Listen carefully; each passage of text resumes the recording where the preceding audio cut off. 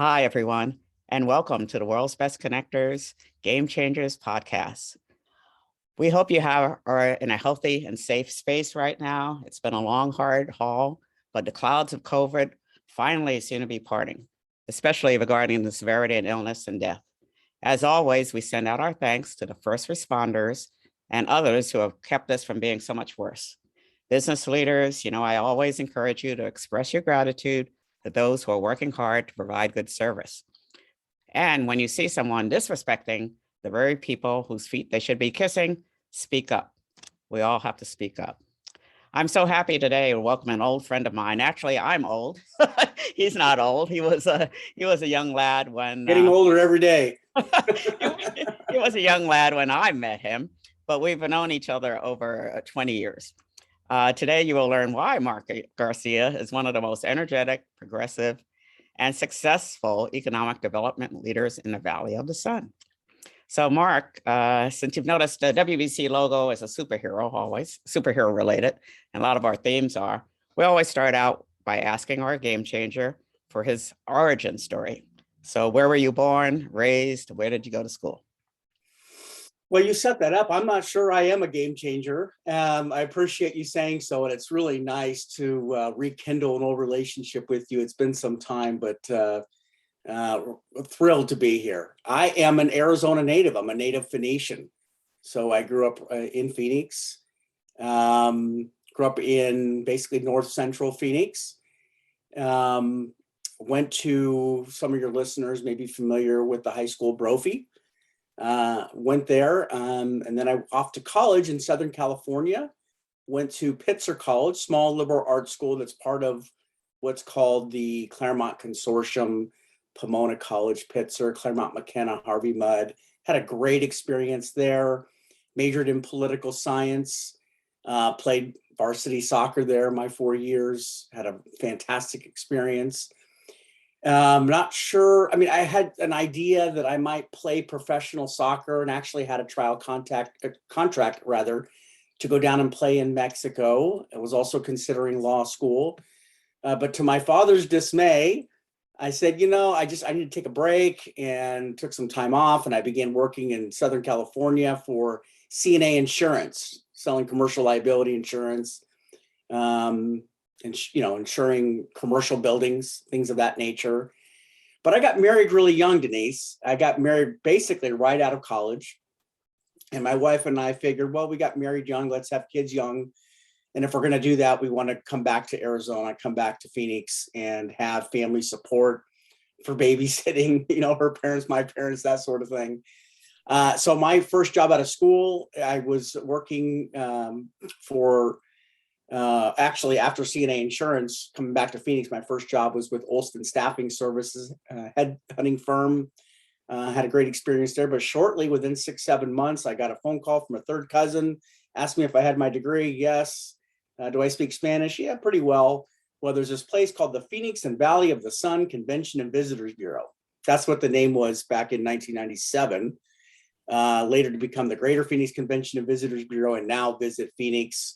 Had a great career there over 15 years, rose up through the ranks. And then about almost 10 years ago now, had an opportunity to join what was then the Mesa Convention and Visitors Bureau, now known as Visit Mesa. And here we are. That is great. Yeah, you skipped over some of my next questions, but that's Sorry. great. Yeah, no, that's great. I appreciate it. Because I always think a few of us in hospitality ever thought of that as a career. True. And so you did a very good job of saying how you start out one way and you can wind up with something completely different.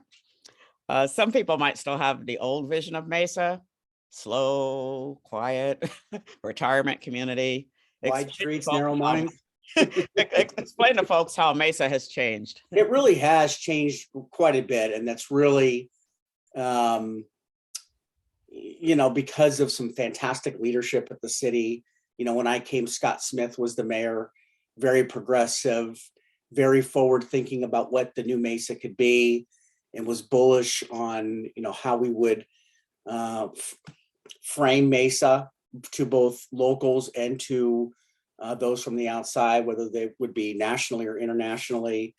and now through the leadership of John Giles and the council members, it is a progressive city, and it's moving in all the right directions for all the right reasons. It's not the Mesa of old. It's not the stereotypical Mesa. It isn't quiet or tired, and it isn't that wide streets, narrow minds.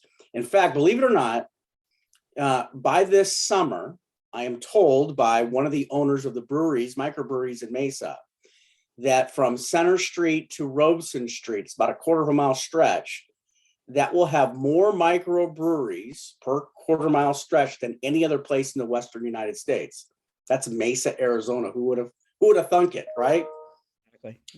Arizona State University is bringing their campus to downtown Mesa. New apartments, new condominiums. It's just bringing a lot of life, a lot of vibrancy to downtown Mesa. Bell Bank Park just opened up. It's the largest youth and amateur sports complex in all of North America, bringing tens of thousands, if not hundreds of thousands of people into Mesa every year. This summer, Cannon Beach will open up, a professional surf complex in the middle of the desert. Really excited about that. So yeah, thanks to the leadership of the folks in Mesa, city manager and his team, things are just happening. It seems like there's an announcement of a new product, a new service, a new company that's coming into Mesa. That's great. Yeah, I was going to ask you to share some news about that. Sports is so critical to Arizona's economy, and you've shared some of the good news about sports. Always something bad going on, unfortunately. So how is this baseball standoff going to affect Mesa or Arizona as a whole? It's obviously it's not ideal. What's so positive about Cactus League spring training is that it creates compression for everybody, which drives rates up, which obviously creates a fantastic yield for everybody. But we're coming back. Leisure travel has been going strong for some time. Youth and amateur sports groups, they're what's kept the lights on during the pandemic, and they're stronger than ever. Obviously in Mesa with Bell Bay Park now creating quite a bit of consumption. Obviously we love our spring training. We love the Chicago Cubbies and those fans, and we love the Oakland A's. We're the home for both franchises, both with stadiums in Mesa. There are a lot of folks, especially in the hotel community in Mesa and across the valley for sure, that are concerned of what kind of impact this would have on restaurant sales, for consumption and visitation to other attractions besides the stadiums.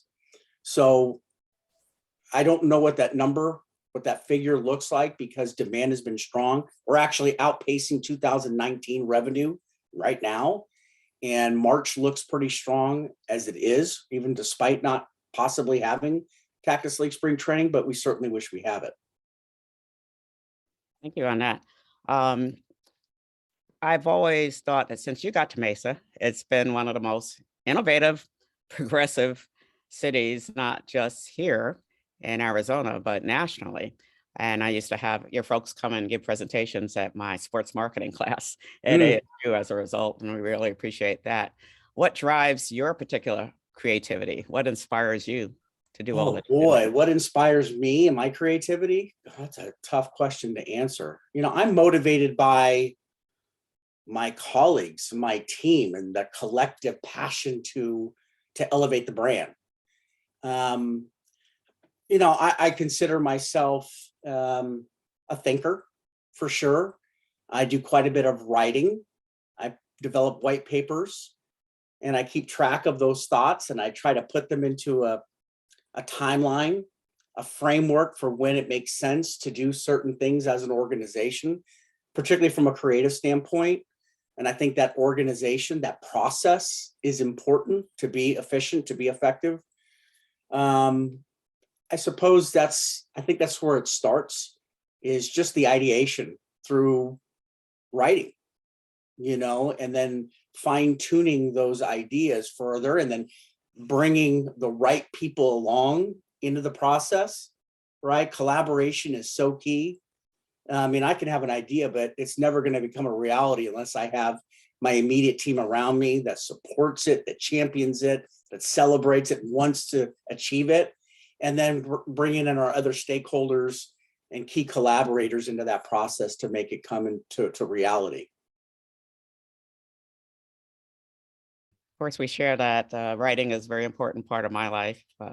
Was a freelance reporter for about 20 years until we don't have newspapers anymore, Mark. But anyway, anyway, we still hang in there and do that. As I discussed with you in the past, the WBCs, we help CEOs with what I call the new 5 C's. So connections to family, employees, clients, government, and the media. CEOs often shy away from talking about the F word, family. I know how devoted you are to your family. Can you just talk to us how your family has influenced and helped you accomplish all that you have? Well, yeah, I mean, obviously they have a tremendous amount of influence on me and who I am and how I go about things on a daily basis. I'm lucky to be married to a woman who understands me. I understand her. We've been together for married 27 years this June. Been together for 32 just this month. Wow. We have 3 fantastic boys. One is 24, all boys. The oldest is 24, middle one is 21, the youngest is 8. And yeah, they are always on my mind. I always try to be a good example to my boys. I had a great example through my parents. Both my father and mother are, I consider, my best friends, even to this day. Provided me some great guidance, were there for me every step of the way. My dad never missed, let alone a game, a practice. I mean, he was there for everything. And so that kind of rubbed off on me, and that's how I've been with my kids. And it's how we practice things at Visit Mesa. I share with them that family comes first. And it's not just words coming out of the CEO's mouth. I believe it, practice it. If someone has an issue within their family, take care of it. The work will be there, you'll get it done. But we live on this earth just a short period of time. So those around us, our family, are key.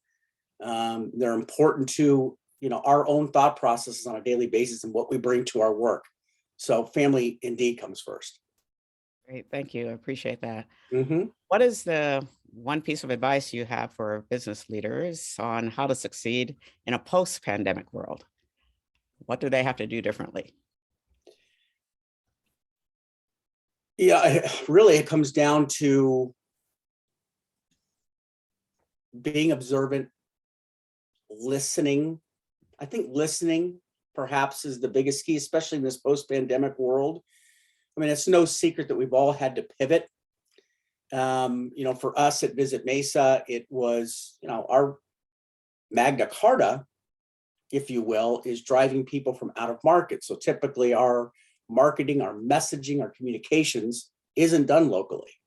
Well, when we had the pandemic, people weren't traveling, they weren't getting on a plane, they were staying local. So we pivoted and our messaging was to locals. And so and having to listen to what those small business owners, some of them smaller hotels, but certainly restaurants or attractions, service providers, listening keenly to what their needs were in real time, right? Because we were living in that type of a world there back in 2020. It's a tough question for me to answer, but I would suggest that if we can truly listen, I know this is true for me, if I'm able to really listen individually and collectively as the team, with my team, and then start to develop ideas for how to provide the best customer service, the best sales missions, sales trade shows built around those needs, then I think we're going to be in a good place. Great, I appreciate it. One last thing, how do people find out more about Visit Mesa? Well, first you can go to our portal, visitmesa.com. I think it's a pretty website, it has a lot of fantastic information there. If you go to About Us, you can read about our mission, our vision, our core values, and certainly see those who serve on our board of directors and the staff that's leading the organization on a daily basis. Great, thank you. Really appreciate you being with us today, Mark. My pleasure. WBC looks forward to working with you in the future. Stay healthy, stay strong, and keep doing what you're doing. You're headed the right way. Likewise. And thanks for Okay, having me. take care. Thank you.